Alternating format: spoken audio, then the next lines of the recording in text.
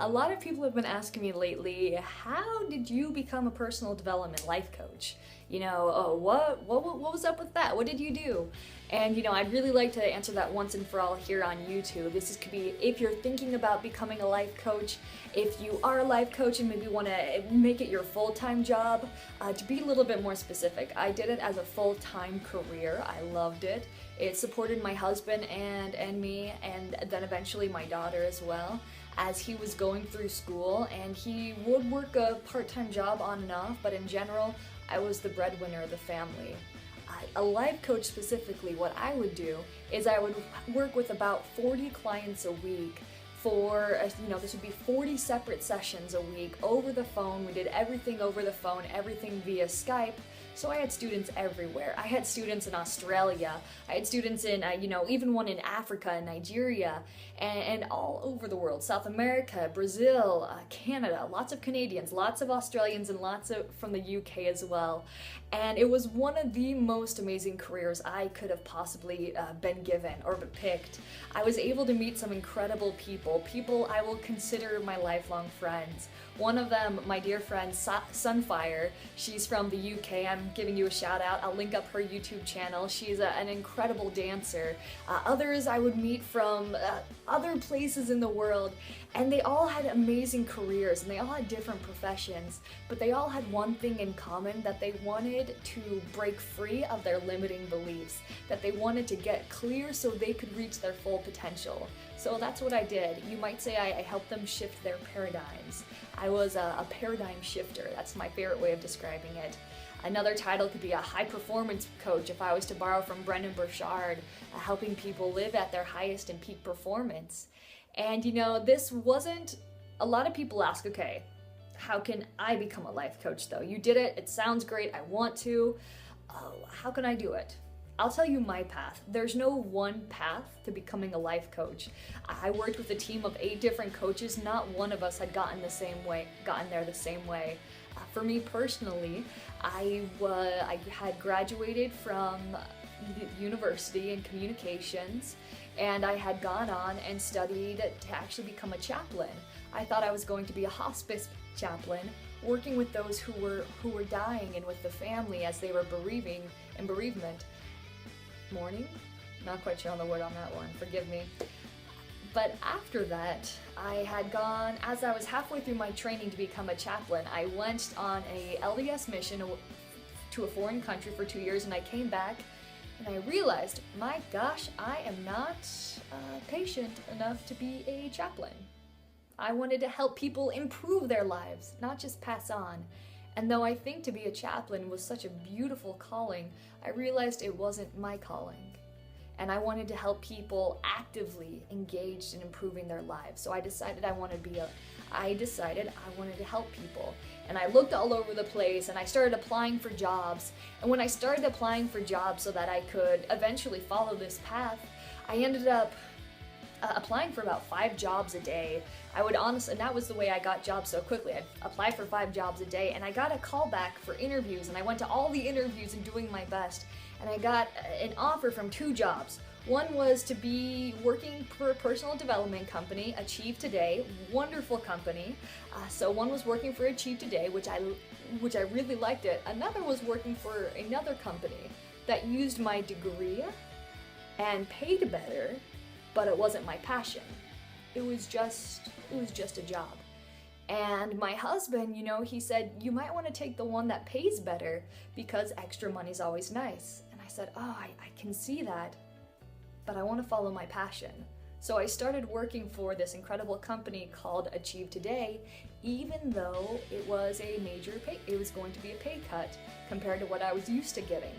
And so I started working for Achieve Today as one of a support coach. This means I didn't coach people, I worked with people who were getting coaching and I helped them.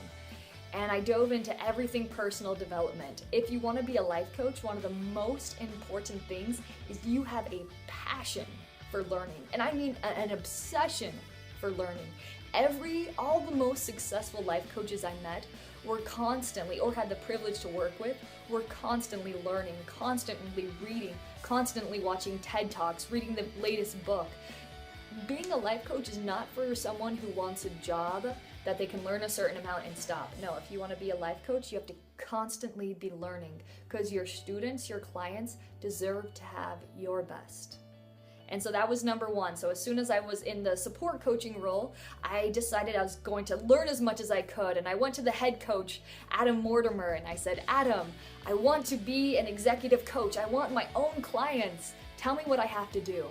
And he gave me a huge list of things I needed to do. He said, you need to read these books.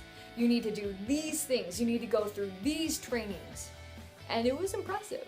And I saw that and I said, okay, I could do that. Achieve Today has a coaching certification program, and I did something very similar to that. That was before they had established that, so this was the unofficial coaching certification program. So I did that, and I dove into it, and I did my best. But more than anything, I focused on the people I did work with, that they could start getting results, because results speak. Even if you have 2 clients, you want to make sure those 2 clients are raving fans. So that's what I started doing, and I loved what I was doing, and I applied myself to the most I could. And sure enough, after a lot of hard work, a lot of studying, a lot of obsession with wanting my students to do better and the people I was working with to do better, eventually a position did open up, and they asked me, Madeline, do you want to be an executive coach? Do you want to work with your own clients? I said, oh gosh, yes. And this is a point I think every coach comes to when all of a sudden they realize they're going to be the coach.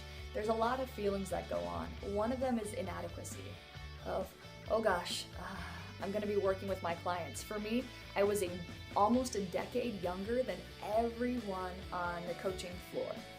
Almost a decade younger. But I said, okay, I'm going to put that aside, and I'm going to go strictly from results. I'm going to help these people change their lives because I'm going to love them. And if I can't love them, I can't do anything. So focused on that. And it was amazing to see this journey, and I've always honing in on this. To be specific, there were a lot of trainings I did as well. I did a Brendon Burchard's high performance training, which was great. I did a few Steve G. Jones trainings. I did the Achieve Today certification program as well. But then there was also a few more. I made sure to make connections with people in this industry. I made sure to get in contact with Bob Proctor, with Cynthia Kersey, with Joe Vitale, who I consider a personal mentor and an incredible man. And that was part of my journey. And so I worked with Achieve Today, and they partnered with a lot of different people. They partnered with Joe Vitale. I helped coach his students. I helped coach, Anik Singh's students. I had to think of the name for a second. It's a complicated one. And so that was my journey to becoming a life coach. After I started working with Achieve Today, I also was able to get my own private clientele. People would hire me to coach their employees. So people from different companies would come and say, hey Madeline, I want you to coach our employees. I said, okay, that sounds great. And I was able to do that, and again, they saw results. So I guess what I'm saying, if you want to be a life coach, your path will be different than mine. Everyone's path is different. And now that I'm no longer working for Achieve Today, I've decided to retire with them, though I have to say I still love them so much, and I do miss the incredible environment that's there, and I love our students that I worked with there, and I still love that I can keep in contact with them via social media. But I've decided to kind of do this on my own with my own clients, and they're wonderful, and more focus on what I'm doing right now, which is speaking with you. So if you're going to be a life coach, you need a passion. You need an absolute passion for what you're doing. You need to always be improving. You need to be willing to accept criticism. After every session I had with my students, I set up a form that they would give feedback on the session. If they didn't give me a 10, if they didn't say that session, I did it through Google Forms. If you need help, feel free to reach out to me. I'd be happy to maybe help you figure out, or maybe I'll even do a video on how to do a Google form. But after every session, they would give me feedback. If it wasn't a 10, we'd talk about it. So be willing to accept feedback. If someone comes and they tell you, you are the worst coach I have ever had, I was terrible, be willing to accept that and say, hey, let me talk about that. I've had that happen twice, where people came and insulted me, and instead of reacting, I said, let's talk. I want to understand, I want to hear, and I ended up converting the haters, I guess, to people who actually did very well, who ended up doing very well. And so I do want to, and so that's another aspect, being willing to accept criticism, always looking for best practices. Don't go with just what you think is right, but look for the results. If you're not getting results, you're doing something wrong. I'm sorry, it's true, but always look for the best results. And again, follow your path, follow your intuition. Don't follow the paycheck, follow the passion. I promise you, as you do, you will be guided where you need to go. And I would love to hear about your journey. Feel free to comment below. If you are an aspiring life coach, I'd love to hear about it. If you've been coaching for a while, if you also have secrets and tips, this was just an introduction of how I became a life coach. If you had a different path, feel free to share that as well. And I wish you all the luck as you begin exceeding your Everest.